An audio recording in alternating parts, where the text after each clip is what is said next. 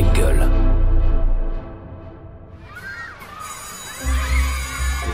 Quand j'étais petite, je voulais être... Quand j'étais petit, moi, quand j'étais petite, je voulais faire... Alors, moi, quand j'étais petite... Petit, moi, je voulais J'ai être... toujours eu envie Petit, je voulais être... Beau gosse, belle gueule, bien gaulé. BG, quoi. En mode bonne gouaille, un brin grognard et burné grave. Alors non, plus besoin de présenter l'auteur connu et reconnu, notamment pour sa participation active à l'écriture des Guignols de l'Info sur Canal+, de 1992 à 2007.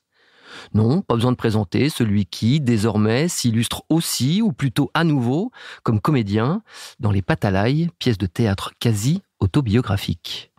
Mais qui ? Oui, qui connaît les tout premiers pas, vers, puis de côté, de ce Stéphanois, autodidacte forcené, ex-docteur en puissance d'une très sérieuse thèse sur l'humour ? Oui, qui connaît la trajectoire impolitiquement correcte de ce fils putatif de Cavana et du professeur Choron, devenu triplement papa et bien décidé à transmettre le devoir de rire sans concession et à défendre le droit de mourir avec dignité. Eh bien vous, j'espère, après avoir écouté cet entretien avec Bruno Gassio. Bonjour Bruno. Comment ça va ? Écoutez, plutôt pas mal. Ça me fait plaisir que vous alliez bien. Merci. Je suis aussi grand-père. Oui, non, mais je le précise, parce que quand on commence à faire des émissions et des comptes rendus sur sa vie, c'est quand même qu'on arrive sur la fin. Donc, je préfère le dire maintenant. J'ai 63 ans et je suis grand-père de 2 petits-enfants qui sont magnifiques et j'en tire une grande fierté. Voilà. Ben, ça tombe bien, puisque l'enfance est le thème de ce podcast. Allons, enfants, ces 2 mots déjà, que vous inspire-t-il ? Allons-y, quoi, il faut y aller. Allons, enfants, vivez. Ça m'inspire ça, ouais. Il y a une des mamans de mes enfants, parce que j'ai eu plusieurs mamans, il y a plusieurs mamans pour les enfants, disait si on ne sait pas étrangler à la naissance avec son cordon ombilical, il faut aller jusqu'au bout. Donc allons, enfants, allons au bout. On va commencer, si vous le voulez bien, par le commencement, ce fameux 14 décembre 1958. J'en ai peu de souvenirs. À Saint-Étienne, un dimanche neigeux, mais que vous a-t-on raconté d'autre sur le jour de votre naissance ? On m'a dit que j'étais né tard, le soir, et c'est à peu près tout. On m'a très très peu parlé du jour de ma naissance. Je suis né dans un quartier à Saint-Étienne qui s'appelle le Soleil. C'est-à-dire que c'est un truc complètement anachronique, parce que Saint-Étienne est une ville noire, une ville de mines, et je suis né au Soleil. Donc il y avait quelque chose de prédestiné, peut-être, je sais pas, je vais partir de là. Et puis après, je suis allé habiter ailleurs. Je suis allé habiter dans un autre pays. Je suis parti les 2 ou 3 premières années de ma vie vivre à Coulnéan, près de Turin, et élevé par ma grand-mère paternelle et mon grand-père paternel. Alors, elle était sicilienne. J'ai toujours dit qu'elle était sicilienne. En fait, non. Parce que sur le lit de mort de mon père, quand on a fait le point, il m'a dit, mais la tua non, era zingara. C'était une cigane. J'ai dit, comment ça, une cigane ? Pourquoi tu me l'as jamais dit ? Et il m'a eu cette réponse magnifique, parce que tu me l'as jamais demandé. Et mon grand-père paternel était du nord de l'Italie. Et ils se sont rencontrés entre les deux. Et ils avaient inventé à eux deux une sorte de dialecte entre le sicilien et le piémontais, que je ne parle pas non plus. En italien, on dit « abbiamo fatto una cosa », en piémontais, on dit « lumfa ». C'est un peu plus pesant. Un peu plus direct. Et ils m'ont élevé là-dedans. Et moi, ma première langue est une langue qui n'existe pas. Les premiers mots que j'ai prononcés sont dans une langue qui n'existe pas, qui est entre le sicilien et le piémontais. Je parlais, moi, un dialecte qui est même pas un dialecte italien, qui est un mix juste de ma famille. Donc voilà, les 3 premières années, après, ma mère m'a récupéré parce que j'étais quand même son fils, elle a dû se dire. Et je suis revenu habiter en France. Et là, on m'a interdit de parler italien, enfin, comme on faisait aux immigrés à l'époque. Ton pays, c'est le pays qui te donne ton pain, et la France te donne ton pain, tu parles français, voilà. Alors, pour revenir sur cette maternité, moi, j'ai eu quand même quelques petites infos. Effectivement, je vais des trucs. En plein hiver, en plein mois de décembre, avec beaucoup de chutes de neige au moment de votre arrivée. Donc, votre maman est restée un petit peu plus longtemps que prévu à la maternité. Et votre maman, qui vous a donné le sein, a également donné le sein à un jeune nouveau-né qui partageait sa chambre, puisque sa maman n'était pas en capacité de lui donner le sein et n'avait pas suffisamment de montée de lait. Et donc voilà, déjà cette notion de partage, d'entrée. Ah merde, j'ai un frère de lait. Pendant quelques heures. Oui, non, mais oui, mais ça suffit. Ah oui, je croyais que c'était Philippe, moi. Mais bon. Eh ben, on en reparlera bien évidemment de Philippe. Votre identité à l'état civil, c'est Bruno, Pascal, Jean et Louis Gassio. Alors pourquoi vos parents vous ont-ils donné ces prénoms avant d'écouter votre réponse? Voici un autre petit élément assez sympa. En fait, quand il est né, Carlo, forcément, il était super heureux, mais il y avait un petit combat sur le prénom. Sa mère voulait absolument l'appeler Pascal. C'était pour Carlo, donc le papa de Bruno, Pasquale, en italien, c'était impossible pour lui. Comme sa mère venait d'accoucher, il voulait pas trop la contrarier, et elle lui a dit, s'il te plaît, machin, il a dit, ouais, ok, je veux bien, d'accord. Donc c'est lui qui a déclaré à la mairie. Seulement quand il l'a déclaré, lui, il a dit Bruno, quoi. Alors je sais pas s'il a d'autres prénoms, Bruno. Et du coup, sa mère l'a découvert, mais quelques jours après, elle ne savait pas. Elle continue à l'appeler Pascal, elle. Et au bout d'un moment, son père lui a dit, non, il s'appelle Bruno. C'est Philippe le salopard. Ouais, c'est exactement ça. C'est parce qu'en italien, Pasquale, c'est des Pascalines. Hein. Et mon père dit à ma mère, non, mais non, c'est un diminutif. Mon fils ne sera jamais diminué. Bon vieux macho rital. Et comme il voulait pas s'engueuler, c'est exactement ça. Il est allé le déclarer, et lui, il a mis le nom qu'il voulait. Et puis, ma mère l'a appris. Mais c'est pas quelques jours plus tard, hein, c'est beaucoup plus tard. On était rentrés à la maison et tout ça. Enfin, mon père m'a raconté ça. Il m'a dit, elle t'a appelé Pascal pendant très longtemps. Moi, je disais, oui. Et lui, il disait rien. Il m'appelait pas. Lui, il me parlait pas. Mais, donc, c'est drôle. Quand ma mère a découvert que je m'appelais Bruno, ça a dû chier quand même un peu. Ça n'était pas facile. Évidemment, on va éviter de faire de la psychanalyse ou de la psychologie, mais j'aimais bien, de ce que je connais de vous, puisque c'est la première fois qu'on se rencontre, j'aime bien aussi cette idée que d'entrée de jeu, c'est pas forcément aussi simple que prévu. Déjà, il y a un petit côté un peu esprit de contradiction, comme si ça vous ressemblait un peu quand même, non? Je sais pas si c'est de l'esprit de contradiction. Ça, c'est pas moi, ça vient de mon père, mais forcément on est imprégné de ce que sont ses parents. Et moi, je me suis fâché très fort avec mon père. On s'est quitté avec mon père, j'avais 15 ans. Et ma mère aussi, on s'est quitté. Je suis parti à 15 ans, je suis parti de chez moi. Et je les revoyais après assez peu, finalement. Une fois par an, on a commencé à se revoir un peu plus quand ma fille est née. Mes parents sont des adultes qui m'ont élevé, mais pas des gens dont j'étais extrêmement proche. Et encore aujourd'hui. Ma mère est toujours vivante, elle est à Saint-Étienne, je la vois jamais. Et pour Jean et Louis, c'est presque une histoire de femme, finalement, puisque Jean serait en référence à votre maman Janine, et Louis pour sa sœur jumelle, qui s'appelait Alexandrine, mais qui détestait qu'on l'appelle comme ça, et qu'on appelait du coup Louise. Alors oui et non. Alors Louis, c'est le nom de mon parrain, qui s'appelait Louis. Et Jean, c'est Jean Briet, je crois que c'est le grand-père. C'est le grand-père de ma mère. Ma mère s'appelait Jeanne et ça tombait bien en fait. Et Louise, Alexandrine, vous savez, ça c'est un truc que j'ai appris à l'enterrement de ma marraine, donc, qu'elle s'appelait Alexandrine. C'est une famille où on se parlait peu finalement. T'arrives dans une église, je suis avec ma mère que je tiens par le bras, sa sœur jumelle, il y a un moment qui est un peu lourd. On se pose, et là, il y a deux femmes qui arrivent, il n'y a pas de curé. Je dis, qu'est-ce que c'est que ce truc? Et en fait, l'éloge funèbre, l'oraison a été faite par deux femmes que je connaissais pas. Et le truc commence par Alexandrine. Je me retourne vers ma mère. Je suis pas au bon endroit. Et ma mère me regarde, mais elle me fait un truc drôle. Elle me regarde, elle me fait, ouais, elle s'appelle Alexandrine. Puis c'est resté comme ça. Je dis, bon, ça va, elle va bien. Elle va bien. Bruno, on va replanter le décor. D'accord, vous êtes donc né le 14 décembre 1958, soit 7 jours avant l'élection de Charles de Gaulle comme premier président de la Ve République. Je suis né sous la 4e ? Mais 20 jours après l'arrivée sur Terre d'un certain Alain Chabat. 1958, donc, comme Sharon Stone, Prince, Michael Jackson, la NASA, les Lego ou encore les Schtroumpfs. Cette année-là, voit également Boris Pasternak recevoir le prix Nobel de littérature et Claude Ollier le prix Médicis, le premier de l'histoire pour son roman La mise en scène. Côté musique, si André Claveau est le premier Français à remporter le concours de l'Eurovision avec sa chanson d'or, Mon amour, Léo Ferré, lui, décroche sur la scène de Bobino son premier grand succès populaire. Cette année-là, alors que le Brésil remporte sa première Coupe du Monde de football face à la Suède avec un certain Pelé, Juste Fontaine, lui, s'illustre en terminant meilleur buteur de la compétition avec 13 réalisations. Côté cinéma, si les 10 commandements de Cécile B2000 explosent au box-office en France, Mon oncle, de Jacques Tati, obtient l'Oscar du meilleur film étranger à Hollywood. Enfin, les 5 dernières minutes font leur première apparition à la télévision avec Raymond Souplex dans le rôle de l'inspecteur Bourrel, tandis que La Boîte à sel, première émission humoristique et d'actualité satirique, est présentée chaque dimanche par Jacques Grélot, Robert Roca et Pierre Tchernia. Waouh! Qu'avez-vous envie de retenir de votre année de naissance? Les 13 buts de Fontaine à la première Coupe du Monde de Pelé à 16 ans.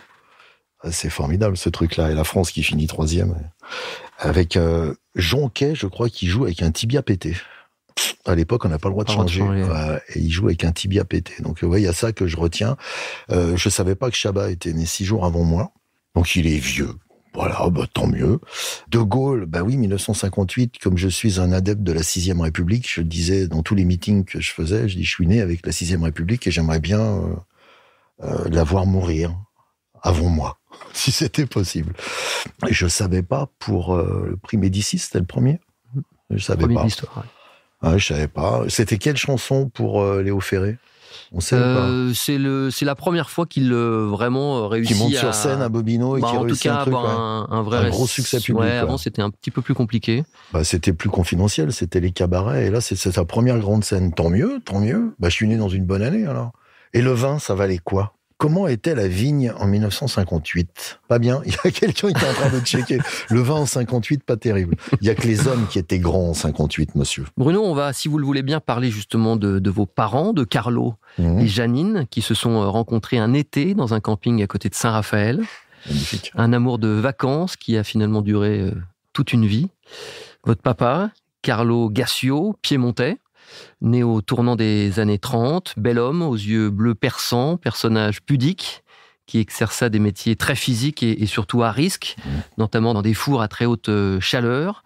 Un homme qui quitta très tôt l'Italie pour travailler, notamment en Afrique, avant de s'installer définitivement à Saint-Étienne, où il fit carrière dans la maçonnerie. Malheureusement décédé en 2007, quel papa était-il et que pensez-vous avoir hérité de lui?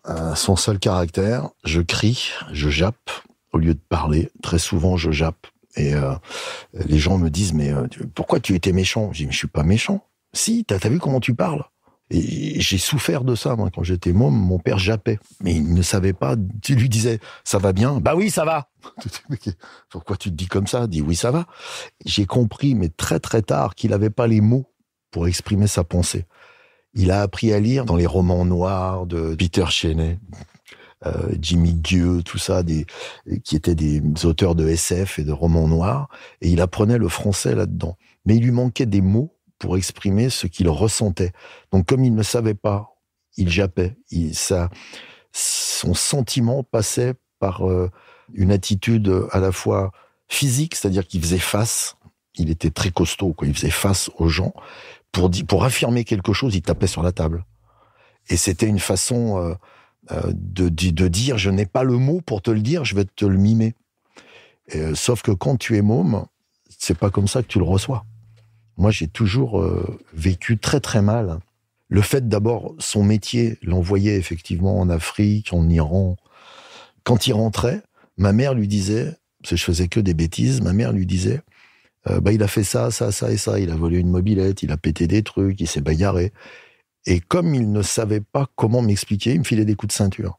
Et donc, quand on a fait une mise à jour en 2007, quand il est mort, j'ai parlé avec lui pour la première fois de ma vie sur son lit de mort en lui disant j'ai pas aimé. Il y a des trucs que j'ai pas aimé du tout. Par exemple, quand tu rentrais de voyage en Afrique, que maman te disait il a fait des conneries, que tu sortais de ta ceinture et que tu me tabassais, pour moi, tu ne pouvais pas être un père aimable. Je ne pouvais pas t'aimer parce que tu n'étais qu'un adulte plus fort que moi qui me battait. Donc quand tu arrivais, c'était une peur, c'était pas une joie. Il me dit mais j'ai jamais fait ça. Tu vas voir les marques. Et il comprenait même pas que je dis mais ah bon? Je savais pas moi en fait. Ouais c'est vrai. Pour moi l'éducation c'était ça, mais je t'aimais. Hein. Je dis oui j'ai compris après. mais t'avais pas les mots pour dire je t'aime. Donc, tu exprimais ça de façon violente. Et je me souviens que d'une seule fois d'amour, un acte d'amour, ma mère lui dit ce que j'ai fait, il me met une tarte et avec l'ongle, il m'a coupé sous l'œil. Et j'ai vu la panique dans son regard, je lui ai crevé un œil. Et il m'a pris dans ses bras à ce moment-là. C'est la seule fois de sa vie où je me souviens qu'il m'ait pris dans ses bras, presque en me disant pardon, en me disant ça va, ça va. Et je me suis dit, s'il faisait ça tous les jours, qu'est-ce que ça serait bien. Mais c'était pas son truc, quoi. Donc ouais, le rapport était très bizarre. Et puis avec ma mère, c'est autre chose, parce que mais si ma mère avait été gentille, elle m'aurait protégé. Alors qu'elle me protégeait pas, elle balançait tout. Comme si elle prenait un malin plaisir à voir son fils se faire péter la gueule. Donc ouais, mon rapport avec mes parents n'est pas un rapport aimant et avec des moments formidables. J'ai très peu de moments formidables quand j'étais petit. J'en ai après, quand je suis grand. Juste pour préciser, votre maman, née en 1935 à Saint-Étienne, issue d'une famille ouvrière de la région stéphanoise, justement. Très belle femme. Oh, canon. Qui a travaillé toute sa vie, et notamment comme papetière dans une imprimerie, et qu'on salue parce que j'ai eu quelques infos grâce à elle. Ah, donc, vous avez appelé ma mère. Indirectement. Ah, Marcel. Il y a Marcel qui a balancé. Vous grandissez donc à Saint-Étienne, au 106 de la rue Richlandière, et plus précisément au 14e étage du bâtiment E. Vous êtes un F. 106F, rue Richlandière. Qui a balancé mal. Vous êtes fils unique, mais pas tant que ça, comme nous l'explique si bien votre ami et presque frangin, Philippe. Bruno, il n'a jamais été fils unique, et puis il ne s'est jamais comporté d'ailleurs comme un fils unique. En fait, on a eu deux familles. On a eu la nôtre, notre famille de sang, et puis on a eu notre famille de cœur. Notre famille de cœur, elle s'appelle le 106 de la rue Richlandière. C'est-à-dire qu'on était une grande famille. On a grandi tous ensemble, on était dans une cité ouvrière, et Bruno faisait partie de tous les gamins du quartier, on était tous mélangés, toutes les cultures, toutes les races, on s'entendait très bien. Et on jouait au foot, on était passionnés par le foot. Et puis par un autre truc aussi, c'est vrai qu'on adorait se jeter des pierres à la gueule. Alors on se cachait derrière des bancs, on balançait des pierres en reviant la tête. Et on est pas mal d'entre nous à avoir des palafres dans la tête. On s'est fait faire par nos amis d'ailleurs. Et on avait une drôle d'amitié. Et j'allais dire indestructible. Et ce qui me prouve, c'est qu'on est encore amis maintenant. Et ça fait 63 ans que ça dure. Ah, c'est drôle, les pierres, je me souviens de ça. Il y avait un préau avec des colonnes et on se planquait. Et ça a commencé un hiver, je m'en souviens très bien. Ça a commencé un hiver, on a fait une bataille de boules de neige. Et dans les boules de neige, on mettait un peu des pavasses pour que ça aille plus loin. Parce que des fois, ça se casse. Et puis après, comme c'était assez marrant de faire ça, on a continué avec des pierres. Mais non, mais il y en a un, comment il s'appelait? Belaïd. Il se planquait, il y avait des Troènes. Il y avait, comment il s'appelait? Jean-Marc Guillot, qui était très balèze au lancer de pavasses. Et il jette des cailloux dans les Troènes où l'autre était planqué. Et l'autre se met à hurler. Ah! Tout le monde s'arrête. Merde, on l'a touché. Et le mec sort comme ça, il dit c'est même pas vrai, tu m'as même pas eu. Il prend une pierre, pleine tronche. Ping! Le mec est tombé comme une merde. Donc là, on a commencé à se dire ouais, mais ça peut faire super mal quand même, faut arrêter. Oh, les abrutis. Et les coupes du monde. On faisait des coupes du monde sous les bancs. Exactement. 2 contre 2. Et nous, on était toujours l'équipe d'Italie avec Philippe. On marquait un but. Et après, on se mettait tous les deux sur le banc. Et vas-y, tu peux tirer tant que tu veux. Il n'y a personne qui va mettre un but. Catenaccio. Ouais, le football, évidemment, ça occupe une place importante, surtout quand on est comme vous, stéphanois. Évidemment, une place où le foot est quasi... Mais on peut pas faire autrement quand on est né à Saint-Étienne. J'ai de très belles histoires avec ça, d'ailleurs, parce que mon père m'a amené au stade. À 6 ans, la première fois. Ouais. Et je découvre une ambiance de gens qui hurlent et tout, une émotion physique.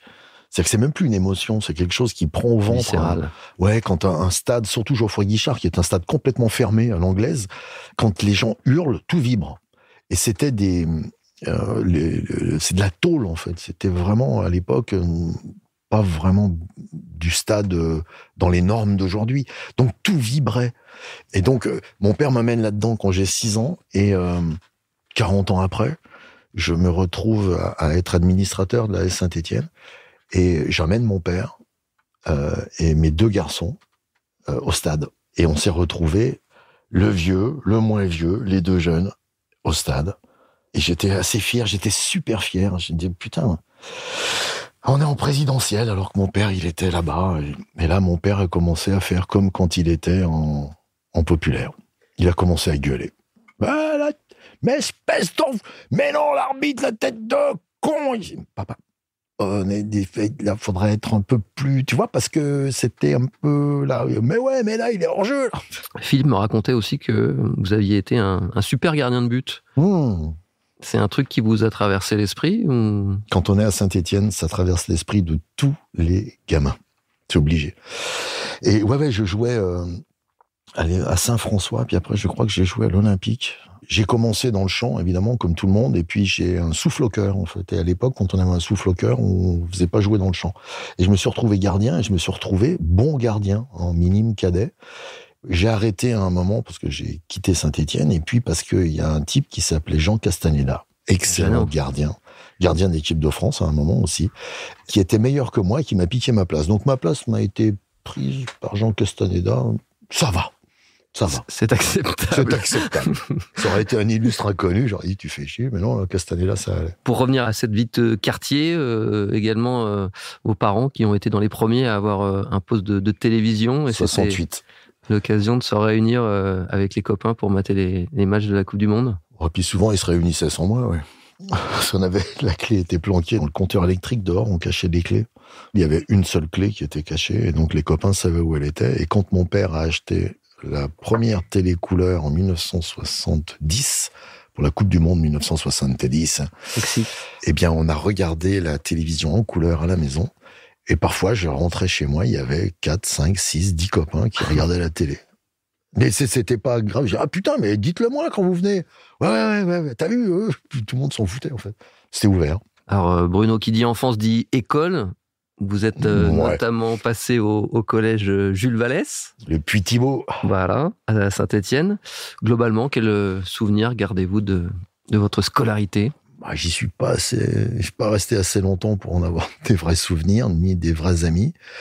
J'étais plutôt dans une incompatibilité caractérielle avec le système éducatif. Je n'ai jamais réussi à comprendre pourquoi je devais manger le programme et que c'était ça le programme. Moi, je demandais toujours pourquoi. Si on me disait, voilà la formule mathématique pour faire tel et tel truc, pour résoudre telle équation, je disais oui, mais pourquoi ? Et on me disait, il n'y a pas de pourquoi, tu fais comme on te dit. Et dans la vie, tu fais comme on te dit n'a jamais été pour moi une option. Je fais ce que je veux, déjà, et ensuite, je vais faire les meilleures choses possibles pour moi et pour ce qui m'entoure, pour pas faire de mal à la société qui est autour de moi. Mais pour ça, il faut que je comprenne pourquoi je fais les choses. Et à l'école, on m'expliquait jamais pourquoi. Jamais. Et je ne comprenais pas, je n'arrivais pas à suivre, j'arrivais pas à m'intéresser. Alors, il y a quelques profs, il y a 2 profs qui se sont penchés sur mon cas, qui ont réussi à me sortir un peu de ma léthargie scolaire. C'est un prof d'histoire géo, dont j'ai oublié le nom. J'ai jamais retrouvé son nom. Mais je me souviens très bien de lui, qui nous emmenait au ciné-club déjà, parce qu'il s'occupait du ciné-club à Saint-Étienne. Et comme il voyait que je foutais rien, il me faisait faire les cours à sa place. Qui me disait, bon ben viens, Bruno, viens là, oui. Alors dis-moi, là, sur la géographie, les fleuves et tout ça. Et explique aux gens. Et donc j'étais sur scène, et j'expliquais à mes camarades qui se moquaient de moi, les fleuves. Voilà. Bon, alors j'ai écrit ça dans le mémoire que j'ai fait de mon master. J'ai expliqué ce moment, en fait, où je dis l'accent stéphanois pour dire la Loire prend sa source au Mont-Gerbier des Gens. Ça fait rire tout le monde, et en même temps, ça rentre. Et on savait que la Loire, elle prenait la source au Mont-Gerbier des Gens, que la Seine, elle se balançait au Havre, et puis que le Rhône, il prenait le Rhin et le Rhône, ça commençait au même endroit. Et on savait tout ça. Et je savais jusqu'aux affluents, parce que c'est moi qui faisais le cours. Et je trouvais intelligent de la part de ce prof de se dire, si je veux que les élèves ne soient pas distraits par l'autre abruti, je vais lui faire le cours. Eux vont écouter parce que c'est leurs potes et ça va rigoler. Et ils vont retenir des choses. Et tout le monde retenait. Alors, je faisais pas tous les cours, mais je en faisais pas mal. Et après, il tournait. Il disait, fais celui-là. Toi, tu feras celui-là. Et tout le monde participait. Et moi, j'ai trouvé ça génial. Et l'autre prof, c'est pour d'autres raisons, évidemment. Elle s'appelait Madame Russier. Je l'ai revue à l'enterrement de ma marraine. Elle la connaissait. Et c'était une femme à qui j'avais envie de plaire. Et elle avait des bas. Et ça, je m'en souviendrai tout le temps. Et elle me mettait des pitchnettes derrière les oreilles, comme ça. Tac, aïe. Quand on faisait une dictée, elle passait derrière. Bing, t'écris ça comme ça. Ah, pardon, madame. Et je voulais tellement pas la décevoir que j'apprenais. J'étais amoureux. Vous l'avez peut-être tout aussi surpris que celle à qui vous avez amené un soutien-gorge en satin, parce que c'était votre doudou d'enfance. C'est toujours mon doudou. Pas le soutien-gorge, mais j'ai toujours... je tripote du satin pour dormir. Bah ouais, ça m'endort, ça me calme. Comme ça, j'ai jamais pris ni anxiolytique, ni rien, parce que ce truc-là me calme et m'endort. Et à l'école, j'étais allé avec un soutif de ma grand-mère. Mais ça, oh là là. J'imagine la gueule du prof. J'aimerais savoir ce qu'il avait dans la tête, lui, après, en rentrant chez lui. Parce que... pour moi, dans ma tête, c'est très clair, j'ai aucune honte de ça. Ce truc me calmait. Et donc, je trouve un bout de satin dans un placard, je le prends, c'est un soutif. Mais quand t'as 10 ans, un soutien-gorge, ça n'a pas de signification. Et à l'école, donc on fait les cours, et je le sors pas quand même. Toi, je suis pas non plus, mais je mets la main dedans.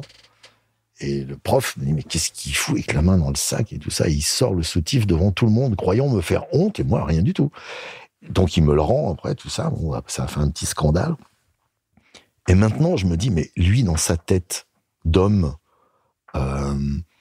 adulte, pour qui un soutien-gorge a une signification lourde, qu'il sort du sac d'un enfant de 10 ans, il dit, mais qu'est-ce que c'est que ce taré, quoi? Lui, dans sa tête, et quand il est rentré chez lui, il en a parlé à qui? À sa femme, à ses amis. Il y a un élève, je te jure, Madeleine, il y a un élève, je te jure, il a un soutien-gorge. Mais qu'est-ce que je sais pas quoi faire, moi, je vais prévenir la direction. Maintenant, j'imagine ça. Je l'ai imaginé très vite, mais je me suis mis à imaginer comment c'était. Mais ça me calmait à l'école.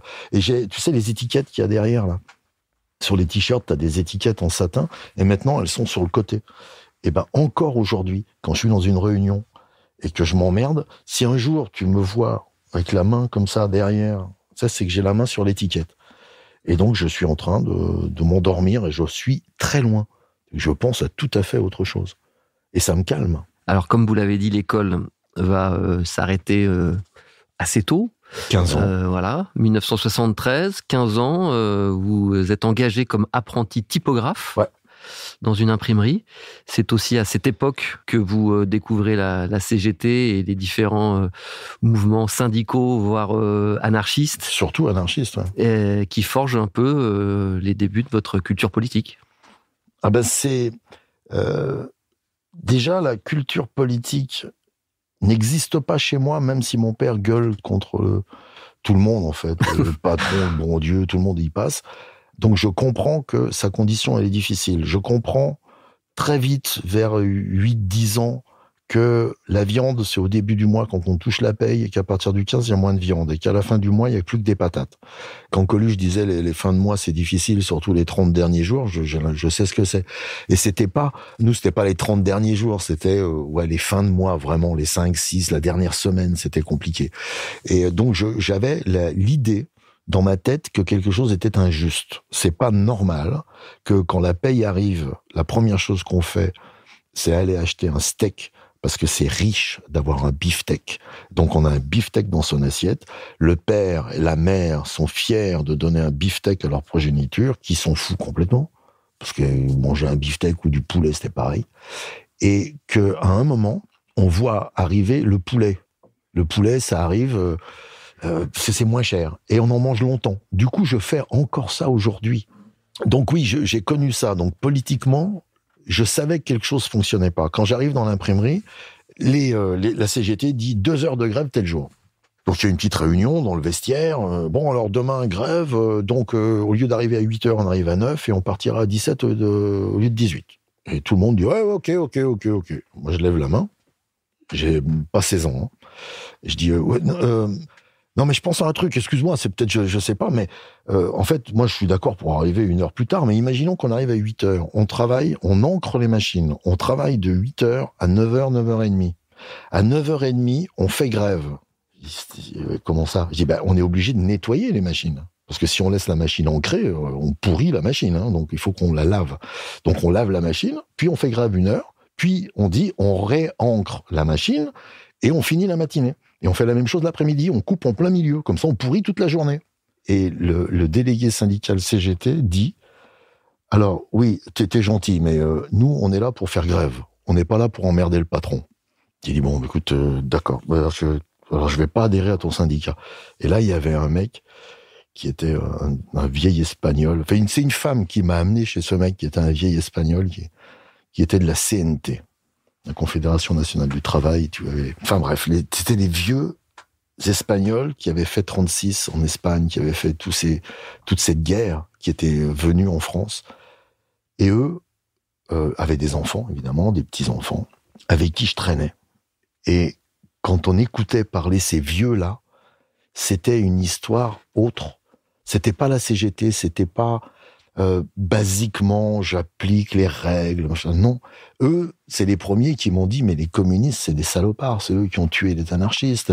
Trotsky, il s'est fait assassiner par Staline et tout ça. Et toi, mais c'est même pas ça. Ils sont pas tous communistes, ces gens, ils sont pas tous ensemble. Non.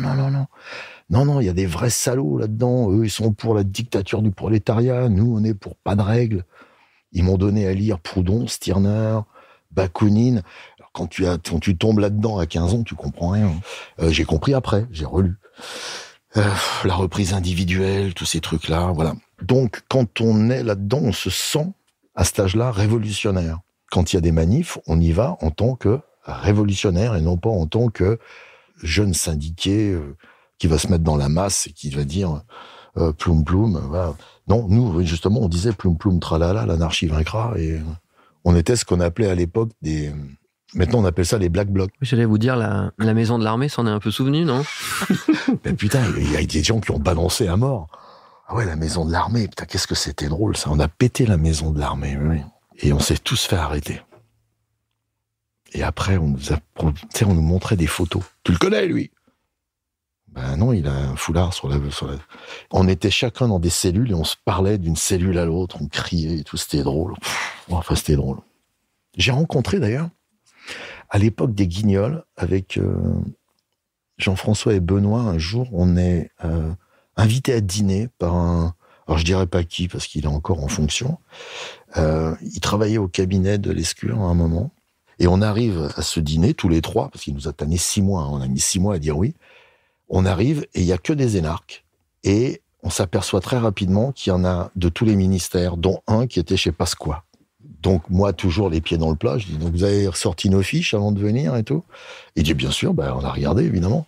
Je dis, vous avez tout? Il me dit, oui, la maison de l'armée, le truc. Ah, merde! Je dis, vous avez? Et la drogue, vous avez? Elle me dit, ah non. Ah, vous êtes passé à côté d'un truc, alors, parce que j'ai été dealer. Alors, ça, non, on n'a pas. Je dis, oui, je me suis pas fait choper, vous pouvez pas l'avoir. Ah oui. Et c'était vraiment de ce niveau-là. Et on s'est rendu compte très vite qu'il fallait pas qu'on reste à ce dîner parce qu'il y allait avoir bagarre, quoi. Parce que le mec de je sais pas quoi, il dit, je suis là par conviction, moi, je suis pas là pour gagner ma vie. On voulait pas rester, mais bon, on a été poli, on est resté jusqu'au café. Oui, cette petite période un peu de deal pour, on va dire, un peu arrondir les fins de mois. Ouais, c'était une opportunité. C'est des choses qui t'arrivent quand t'as 16 ans. Tu es dans l'imprimerie, tu es là, Moi, j'ai jamais fumé, je me droguais pas, enfin. Et puis, il y a un mec qui arrive et qui me dit, parce que j'avais les cheveux très longs, je travaillais avec des gants blancs pour pas salir mes doigts, j'avais une chemise blanche. Bon, j'étais pas comme les autres, quoi. Et il me dit, bon, tu fumes? Je dis, non, pas les cigarettes, moi, j'aime pas ça, ça pue le tabac. Il me dit, non, je te parle pas de ça. Non? Tu vois ce que je veux dire? Et moi, vraiment, l'imbécile, quoi. Je dis, non, de quoi tu me parles? Donc, on reste là, mais il me croit pas. Visiblement, il ne me croit pas. Et il revient, je sais pas, 3 semaines après, peut-être, il a un pain d'1 kilo de résine, de cannabis, quoi, du shit, on appelle. Et il me dit, il faut que tu m'aides. Il faut couper. Il fait des barrettes de 10. 10 grammes. Et donc, l'eau chaude, le couteau, vous connaissez tous, vous êtes tous des drogués ici. Et donc on coupe, et je fais les trucs dans le papier alu, on pèse et tout. Et je m'aperçois qu'il y a plein de gens qui viennent acheter, que c'est surtout des jeunes étudiantes, et que tu crées des liens avec un autre milieu, quoi. Et puis voilà, ça dure quelques temps, et puis lui, il passe au degré au-dessus, la coke et tout, et puis c'est pas bien, quoi, parce que on passe d'un truc fun, des jeunes étudiants qui fument des pètes, à des trucs un peu plus hard, et puis des gens qui se détruisent la santé de façon effroyable. Et moi, ça m'intéresse pas du tout. Puis la police arrive, tout le monde tombe, sauf moi. J'ai pas été dénoncé, j'étais pas là ce jour-là. Et je me tire garder des chèvres en Ardèche, quoi. J'ai pas envie de rester dans cette ville où je risque d'être emprisonné, quoi. Donc je me barre. Bon, c'est formateur, j'en tire aucune fierté, mais c'est quelque chose, quand on a des enfants et qu'on leur parle de ça, moi j'ai toujours parlé de drogue avec mes enfants très vite en leur disant il n'y a pas la drogue, il y a des drogues. L'alcool, le sucre, les médicaments sont des drogues. Mais il y en a des légales et des illégales. Après, il y a celles sur lesquelles je vais pas te faire chier. Tu fumes un pétard de temps en temps, je veux pas t'emmerder. Voilà.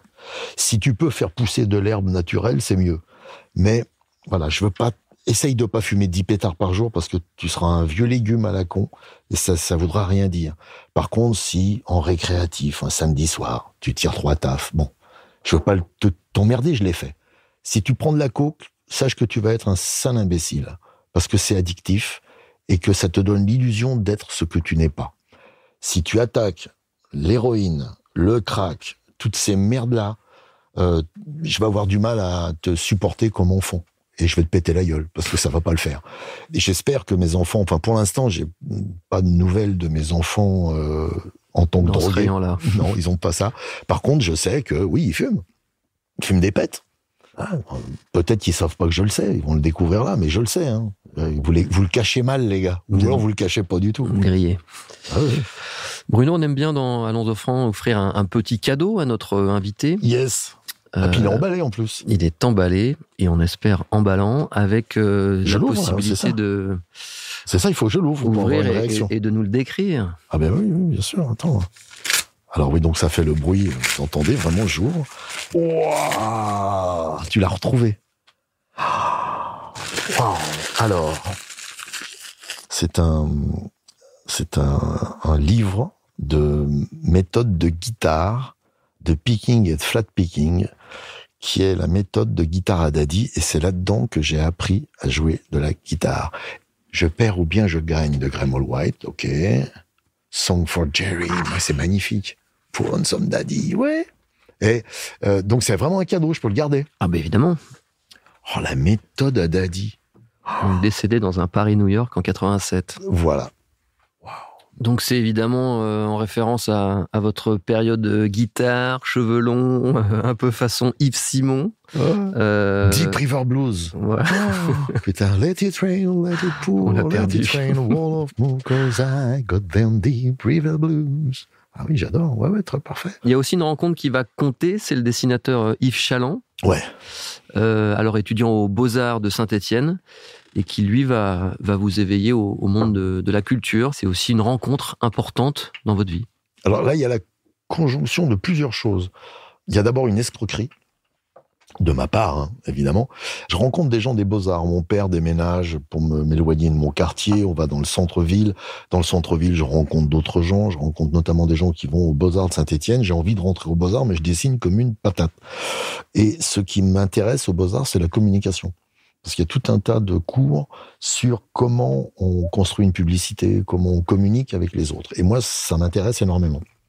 Je demande comment on fait pour faire le concours. Et donc, je rencontre quelques dessinateurs. Il y avait Vallès, il y avait Terpan, il y avait Luc Cornillon, Chaland. Et je pique des dessins à tout le monde, dont Chaland. Et s'il faut pas faire, c'est piquer un dessin à Chaland, parce que c'est un style, mais que tout le monde reconnaît à 10 millions de kilomètres. Et je mets ça dans mon dossier. Et donc, ils le voient, évidemment. Ils me disent, bon, écoute, ça va pas être possible. Hein, je dis, bah oui. Mais je vais passer quand même le concours. Et arrivé au concours, on est tous sur une table comme ça, en rond. Et au milieu, on met un transpalette. Et on nous donne une feuille de papier, un crayon, en disant dessiner le transpalette. Et c'est super compliqué, il y a des tubulures partout, t'as des lignes de fuite, c'est impossible, quoi. J'ai dit, mais je vais jamais réussir à dessiner ça. Sauf que dans mon sac, moi, j'avais amené un Polaroid.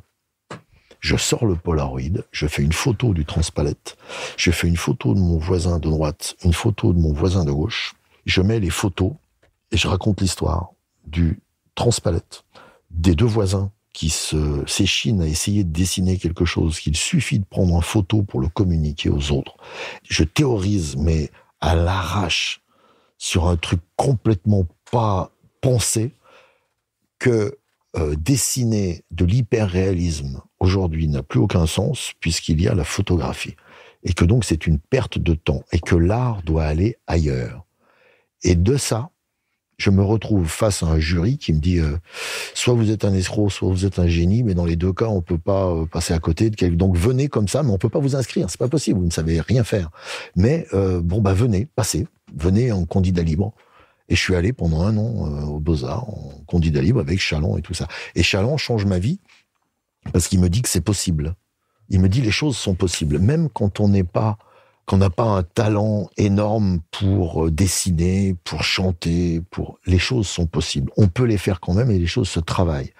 Dans nos échanges avec lui, avec Cornillon et tous ces gens qui sont autour, on parle beaucoup d'anarchie parce qu'on est dans le même truc, évidemment, mais on finit par construire une pensée, en tout cas une ligne. Si c'est pas une pensée, il y a une ligne sur laquelle on s'appuie pour avancer. Et c'est comme tenir un fil d'Ariane dans le noir. On tient quelque chose qui nous aide. Et Chaland a été ça pour moi. C'est quelque chose qui fait que je peux aller d'un point A à un point B, d'un point B à un point C, parce qu'il m'a tenu la main pour franchir les étapes que j'étais pas capable de franchir seul. Et quand lui quitte Saint-Étienne, et ça arrive assez rapidement, parce qu'il a plus que du talent, il a plus que du talent, il a du génie absolu. Et il part à Paris, et on l'a au téléphone. À l'époque, les téléphones, évidemment, on se met 15 autour d'un combiné. Il a fait donc Captivant, c'est un de ses albums, et il a fait... il travaillait à Métal Hurlant, je crois. Voilà, il a créé son propre fanzine, l'Unité de valeur. L'Unité de valeur avec Cornillon. Avec Cornillon en 76, avant de collaborer effectivement à Métal Hurlant, et qui va malheureusement aussi connaître un destin tragique. Accident de bagnole, un truc terrible. À 33 ans à Paris. Ouais, c'est un sale moment, ça. Il tue sa fille. Et c'est un moment, et je suis Isabelle Chaland, sa femme Bomnet, et on est toujours restés en contact. Et il y a des festivals Chaland, et chaque fois qu'elle me demande de participer à un truc, j'y vais, parce que c'est ma famille, en fait. Ce que disait Philippe au début, on était un quartier, on était une bande, on était une famille de cœur. Il y a la famille de sang, évidemment, qui est celle qui vous construit physiquement. Puis après, il y a l'autre, celle qui vous construit en tout. Quand on a fait la première des pâtes à l'ail à Lyon, on a fait venir tous les copains du 106 parce que dans cette pièce, on les cite tous sur scène, d'une façon ou d'une autre, mais on les cite, on trouve le moyen de dire leur nom à chaque fois. Et on est des gens, on s'est tapé dessus vraiment fort, avec tous les gens qui étaient là, on s'est tous bagarrés au moins une fois, sauf avec les plus costauds, parce qu'ils ils tuaient. Mais on s'aime, et cette famille-là, c'est pour la vie à un moment. Ce quartier, c'était un cocon. Et on savait qu'on pouvait en partir. Alors qu'aujourd'hui, puisque là, j'ai travaillé avec l'Union populaire et j'ai rencontré des gens d'une culture, d'un savoir sur les quartiers populaires incroyable dans l'Union populaire qu'on a fait là. Et le quartier est devenu autre chose. C'est quelque chose qui protège. On veut pas en sortir parce qu'on est bien dans le quartier. Et il y a des gens qui habitent à 10 km de Paris qui ne viennent jamais dans Paris. Alors qu'il y a un RER, mais ils ne viennent pas parce que on nous aime pas là-bas. C'est ce qu'il y a dans le film La haine. Ils ne nous aiment pas. Viens, on sait jamais. Non. Et le quartier est protecteur. Et nous, le quartier, c'était protecteur aussi, mais on sortait tout le temps. À Saint-Étienne, t'as qu'une idée quand t'es à Saint-Étienne, c'est d'aller à Lyon. Sauf pour le foot, mais t'as envie de te barrer. Et vous l'avez fait. Vous partez donc vivre à Paris. Vous devenez auteur et interprète au Café Théâtre pendant 4 ans. Vous faites d'ailleurs remarquer aussi à cette époque au Théâtre de Bouvard. Oh, mais oui. Ah oui, le théâtre de Bouvard, c'est la première fois que la télévision ouvre la porte à des traînes-lattes. Voilà. On est une bande de traînes-lattes dans les cafés-théâtres, on refait le monde, chacun joue les pièces des autres, et on se retrouve dans les brasseries après, on refait le monde, on fait des trucs. Et un jour, Bouvard dit je vais faire les grosses têtes à la télé. Et sa femme lui dit tu vas emmerder tout le monde avec les vieux, tu devrais prendre des jeunes. Et il a envoyé des émissaires dans les cafés-théâtres pour voir s'il y avait des gens. Et ils sont tous revenus en disant il y a plein de gens, il faut les prendre, il y a plein de gens, ils peuvent faire des sketchs et tout. On est en 82, je crois, c'est début 82. Et Bouvard, il y avait un truc, il y avait un tout petit café-théâtre qui appartenait à Alain Mallet, et on appelait ça le placard à Mallet. Et à côté, il y avait un bar où on était toujours fourrés, et ce bar avait mis une télé sur son comptoir, et tous les soirs, à 19h45, on avait une espèce de générique, et on était 25 à regarder la télé. Dans les 25 qui étaient là à regarder la télé, il y en avait 15 qui participaient. Et moi, je voyais tous mes potes. Et à un moment, j'ai dit, bon, j'y vais. Et je suis arrivé, Bouvard m'a détesté tout de suite, parce que, je sais pas, on n'était pas fait pareil. Et il m'a détesté, mais il m'a engagé quand même. Et je suis passé en 1 mois et demi, 2 mois, de parfait inconnu, pauvre, traîne-latte dans un café-théâtre, à un mec qui gagnait en une journée ce que gagnait mon père en 1 mois, et avec 14 millions de téléspectateurs tous les soirs, de gens qui te disaient dans la rue « Hey, je vous ai vu hier à la télé, vous êtes cons, oh, vous êtes cons, qu'est-ce que vous m'avez fait rire, vous êtes cons !» Et je leur disais hey, « Je suis pas con, arrête !» Et j'étais à 2 doigts de me battre. J'étais incapable de gérer cette célébrité qui te tombe dessus. Je comprenais pas. Juste ce qui m'arrivait, je le comprenais pas. Et surtout pas les gens qui te tapent dans le dos. Vous avez même eu votre petite période au cinéma. Vous avez même fait des apparitions dans Vive les femmes, non ? Une seule apparition au cinéma dans toute ma vie. Ah bah voilà. Ah bah donc... c'est Vive les femmes. Non mais il y a une histoire aussi. Non, mais c'est pas. Moi le cinéma c'est pas que j'ai pas voulu. C'est que d'abord je suis pas un très bon acteur. Je sais pas. Je suis pas. J'imprime pas la pellicule. Vive les femmes, c'est tiré d'une BD de Rézère. Il se trouve qu'à l'époque Rézère était très malade au moment du tournage et que moi je traînais beaucoup à Charlie Hebdo. J'étais vraiment copain. Enfin plus que copain, c'était ma famille. Choron c'est ma famille. Cavana c'était ma famille. C'était des gens que j'aimais. Et on apprend tous que Rézère va mourir, et Claude Confortès, qui faisait le film, on le voyait tout le temps. Et je lui dis, moi, j'aimerais être sur la péloche du seul film de Rézère. Ah, oui, je sais pas, oui, bah viens. Il dit, tout le monde va y être, tu viens. Je dis, bah oui, mais juste être sur la pellicule. Donc ça veut dire une figuration dans un bar, n'importe où tu me poses, je veux être sur la péloche. Et il me dit oui, et il m'envoie un rôle de flic que je joue comme une patate. Et il y a quelqu'un, j'ai déjà dit ça dans une émission un jour, j'ai dit, j'ai jamais revu ce film et j'aimerais bien revoir Vive les femmes, mais je le trouve pas. Donc c'est un appel. Si vous avez Vive les femmes, et je joue un flic qui arrête 2 autostoppeuses, voilà. Et je suis très mauvais, mais je suis sur la péloche du seul film de Rézère. Et je suis content pour ça. Et j'ai jamais fait de cinéma juste parce que j'ai pas trouvé de famille de cinéma. Il y a des gens qui ont des familles de cinoches, moi j'ai jamais trouvé.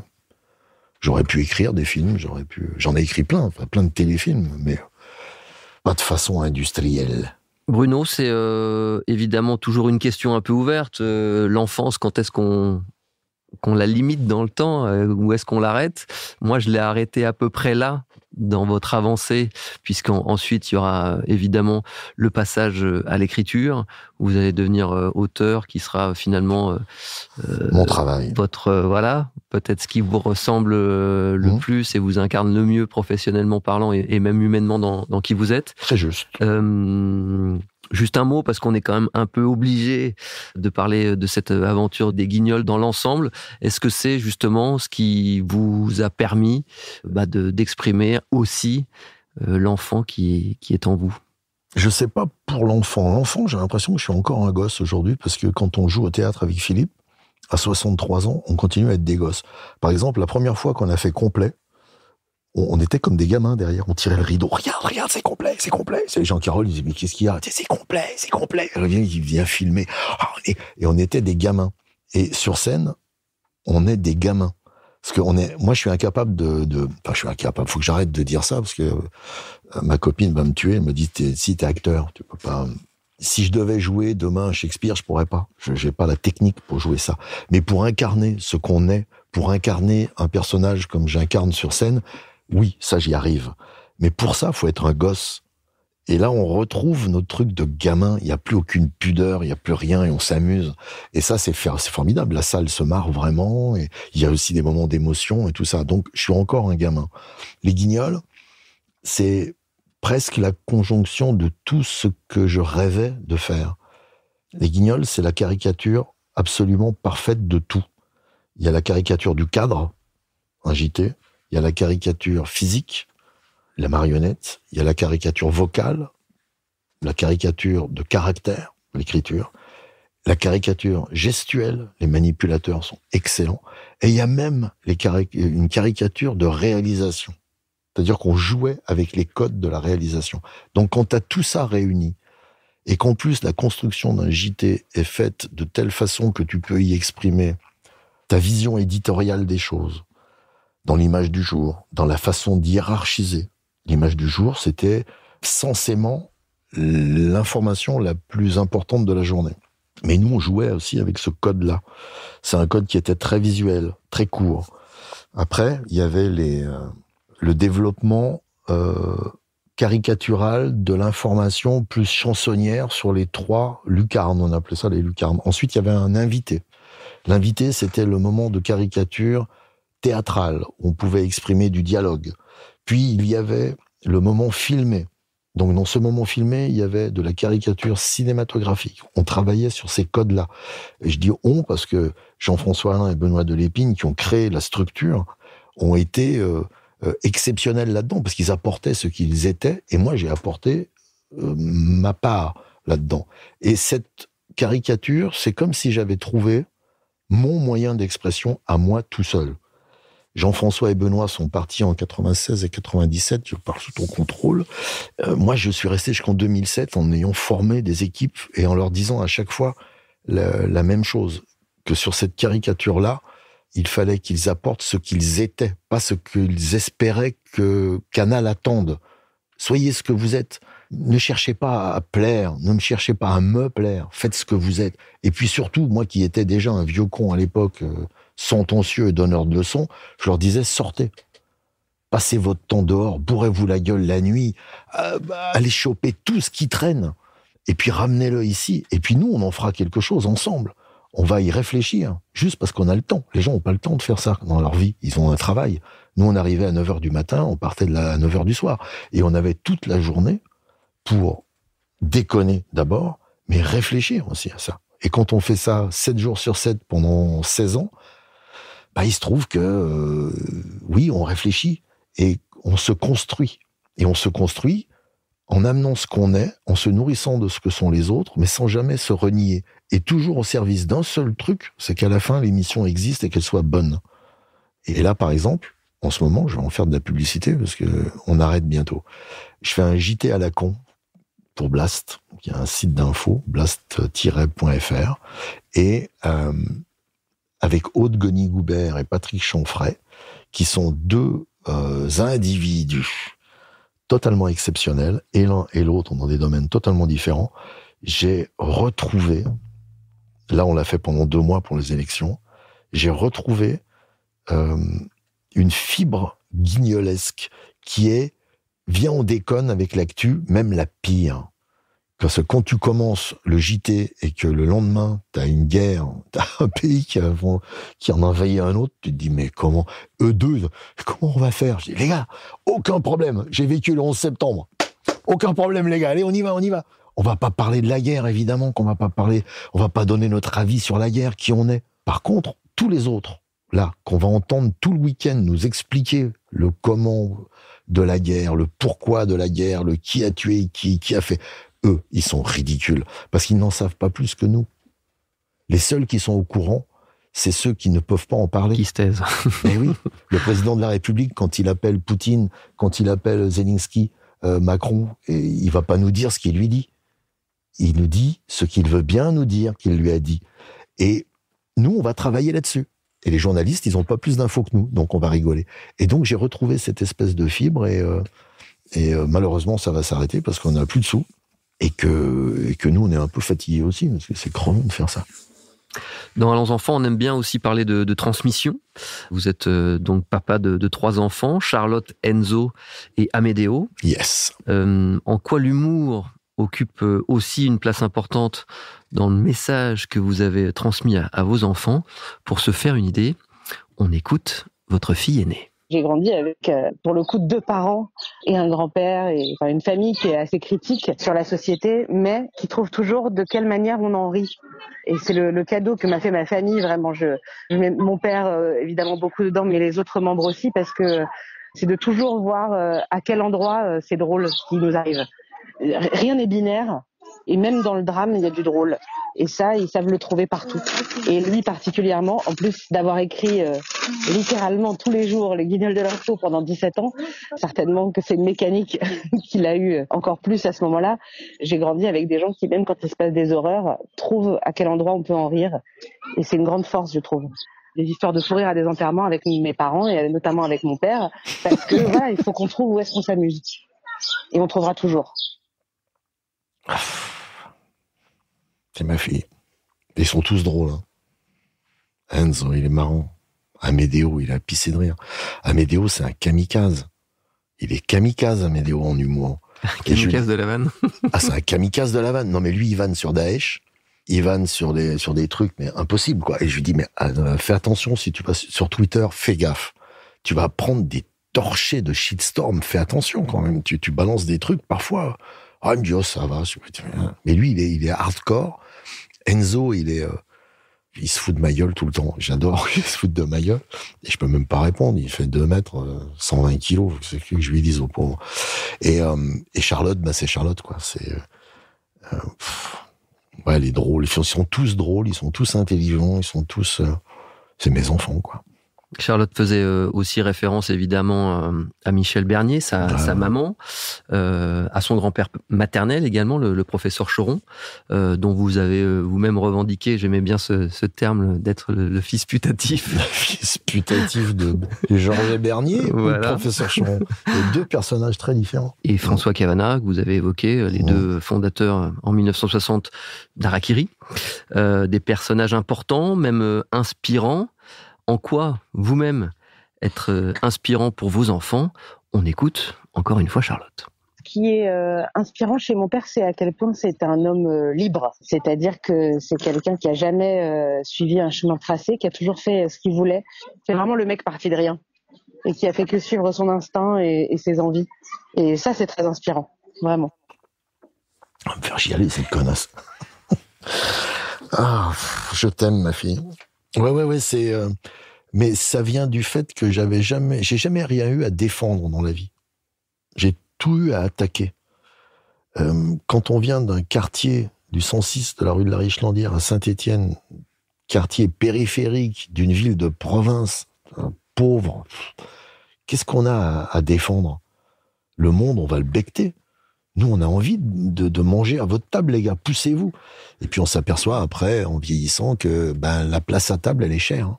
Il faut donner beaucoup de sa liberté pour avoir la place à table. Et moi, j'ai eu la chance de ma vie, en rencontrant les Lescure de Greff. La chance de ma vie, c'est Canal. Parce que j'étais pas obligé de lécher la main qui me nourrissait. J'étais poli avec la main. Mais je pouvais virer l'assiette, si je voulais. Ça posait pas de problème. Et il y avait cette liberté dans Canal qui allait avec la responsabilité qu'il y avait autour. J'ai pu évoluer là-dedans sans me renier jamais. Il y a quelques concessions qu'on a fait, évidemment, mais jamais j'ai eu à me renier. Parce que et De Greff et Lescure étaient des personnages libres aussi. Lescure, il est journaliste au départ, Lescure, donc il a cette construction mentale de liberté. Si c'est vrai, on publie. On a fait le contradictoire, on peut publier, on peut dire les choses. Après, on vieillit, on change, on évolue, évidemment. Mais cette liberté-là, elle était dans l'ADN de Canal et j'ai pu y évoluer tranquille, sans avoir à me renier. Être libre, c'est... si on veut être libre, il faut accepter la pauvreté qui va avec. Moi, j'ai la chance d'avoir évolué dans une société j'ai été cadre supérieur. J'ai un statut de cadre supérieur, donc j'ai cotisé pendant 25 ans et je vais toucher une retraite qui sera confortable. Je n'aurai pas à travailler, je n'aurai pas à subir l'humiliation d'aller réclamer du pain à quelqu'un que je déteste. Et c'est une liberté monumentale. Et je la souhaite à tout le monde. J'aimerais bien, Bruno, que vous nous parliez un petit peu de cette thèse sur laquelle vous travaillez. Je suis doctorant, oui monsieur. Voilà. Vous avez déjà été diplômé d'un master. Enfin, vous êtes diplômé d'un master. Master 2, littérature et métier de l'écriture. Voilà. Et donc, comme je l'ai dit, une très sérieuse thèse sur l'humour. Alors là, en ce moment, donc là, j'ai trouvé mon directeur de thèse et le co-directeur de thèse. Pour l'instant, je travaille sur le corpus sur lequel je vais m'appuyer pour développer ma théorie. Donc il y a tout un tas de bouquins que je suis en train d'essayer de trier et essayer d'en sortir très peu de livres, parce que l'idée, c'est de travailler autour de l'humour et de la méchanceté. Est-ce que l'humour est toujours méchant? Et si c'est pas méchant, est-ce que c'est de l'humour? Est-ce que la poésie entre quand elle est soft? Enfin, la poésie est toujours soft, mais quand un type comme Raymond DeVos, par exemple, fait des choses très poétiques, est-ce que c'est de l'humour ou est-ce que c'est autre chose? Est-ce qu'on peut définir cette autre chose? Et puis après, je vais aller me frotter un petit peu à Bergson, à Yankelevitch et tout ça, parce que... Quelques sérieux philosophes. Ah ben oui, non, mais ils ont écrit quand même un certain nombre de conneries. Il est indéniable qu'aujourd'hui, une caricature et un humour violent finit par être d'extrême droite. Il faut vraiment se méfier des finalités de cet humour-là. Dans les années 20-30, la caricature, c'était le juif. C'était le gros pif, c'était les grandes oreilles, les doigts crochus, et ça faisait rire. Donc il faut se méfier de ce qu'on obtient à la fin en riant. Et la responsabilité dont je parlais, que Canal nous demandait, sans nous la demander fermement, aujourd'hui elle s'exerce vraiment. Comment on fait pour... J'ai même pas envie de parler d'eux, mais Charlie Hebdo a été ce qui m'a formé. Et aujourd'hui, je vois des couvertures de Charlie Hebdo et je me dis, c'est des couvertures de haine, alors qu'ils ont vécu la pire tragédie qui puisse arriver à un journal, c'est qu'on tue les gens qui font rire. Ça leur est arrivé. Et aujourd'hui, il y a des couvertures de haine. Je peux pas m'exonérer d'une critique parce que c'est un journal qui a été un journal de liberté et d'intelligence et qui, aujourd'hui, est un journal qui véhicule une sorte de haine, oui. Et j'ai du mal avec ça. Et je peux pas, dans une thèse que je vais écrire là-dessus, faire l'impasse, faire comme si ça existait pas. Ça existe aujourd'hui. Et je veux parler de ça parce qu'il n'y a pas eu de bilan fait sur l'humour depuis 40 ans. Et je vais essayer de faire un bilan. Moi, je suis fait comme ça. On m'a pas donné des explications quand j'étais petit. Ce que je te disais au début. Pourquoi? On me répondait pas. Et j'ai besoin de répondre à des pourquoi. Et je pense pas que tout le monde a besoin qu'on lui dise pourquoi. Mais il y a des gens qui ont besoin. Et ces gens, j'ai envie qu'ils trouvent en moi, ou dans ce que j'écris, quelques réponses, ou quelques éléments qui vont leur permettre de trouver plus tard d'autres réponses à ce pourquoi, ou à leur pourquoi à eux. Donc moi, voilà, c'est ça, transmettre pour moi. On arrive, Bruno, à la dernière question d'Allons Enfants. C'est con, je commence à être chaud. Que je pose à tous mes invités. Qu'aurais-tu envie de dire? Ça y est, sur la dernière question, je tutoie, voilà, ça y est, j'ai basculé. Tu vois, ça, alors, juste une parenthèse avec ça. Très peu de gens sont capables de faire ça. C'est-à-dire de passer du vouvoiement à l'intégration complète de ce qu'est l'autre au point de penser que tu le connais depuis toujours. J'en ai connu 2, pas beaucoup. Hein. Romain Bouteille et Coluche. C'est-à-dire que c'est les 2 mecs que j'ai rencontrés. Au bout, ils créaient du lien. Ils créent du lien entre les gens. Au bout d'un moment, tu te dis, mais on se connaît depuis toujours, on peut plaisanter, tout ça. Et il y en a un autre qui le fait très très bien. C'est mon fils Enzo. Enzo, tu le poses quelque part, il y a des conflits. 10 minutes après, il y a du lien. Il crée du lien entre les gens. Ces gens sont précieux et rares. Je viens de m'apercevoir qu'on a créé du lien. Donc la question... Qu'est-ce que tu aurais envie de dire au jeune Bruno qui avait une dizaine d'années, qui balançait des pierres sur ses potes ou qui marquait les buts sous les bancs en pierre? si tu l'avais face à toi maintenant? Va à l'école, écoute les profs, cherche à comprendre plus vite. Moi, j'ai commencé à lire vraiment à 20 ans, j'ai perdu du temps. Entre 10 et 20, j'ai pas lu un livre. Je lisais pas, je comprenais rien à rien, j'étais bête. Et je lui dirais la même chose. Sois toujours énervé, n'aie pas peur d'être jugé parce que tu parles mal, n'aie pas peur d'être jugé parce que tu as pas la même opinion que les autres. Mais lis, renseigne-toi. S'il n'y a pas les anars à 16 ans, enfin si j'ai commencé à lire à 16 ans, s'il n'y a pas les anars espagnols pour me filer des bouquins à 16 ans, je les lis jamais. Si je tombe pas sur une fille exceptionnelle qui rêve d'être institutrice et qui me file la comtesse de Ségur, jamais je lis la comtesse de Ségur, ça m'intéresse pas, moi. Et le fait de se sentir bête dans une conversation m'a incité à lire. Et je dirais à ce jeune homme, qui s'appellerait Bruno, va à l'école, lis, tu vas gagner du temps. Merci beaucoup, Bruno. Merci de m'avoir invité. Alors, allons, enfants, lisons.